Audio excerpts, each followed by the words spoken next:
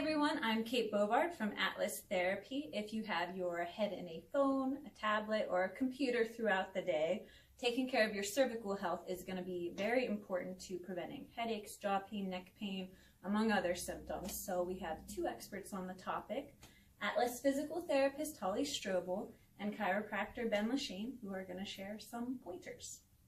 Thanks, Kate. Often this is the big hot word is text neck. Everyone hears about. The big concern we understand, for the weight of the human head, it'll gain 10 pounds every inch we allowed our head to go forward. So there's a lot of stress and strain that gets placed onto the cervical spine and such. So from a chiropractic standpoint, we really want to make sure we're able to get some great joint motion between the thoracic, the middle part of the back, as well as the neck, to be able to keep that patient in a good upright neutral position through there.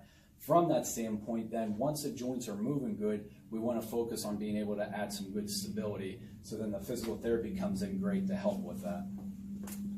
One of the main exercises we show our patients is a chin tuck. So with a chin tuck, we are stretching, but also strengthening the deep flexors of the neck here.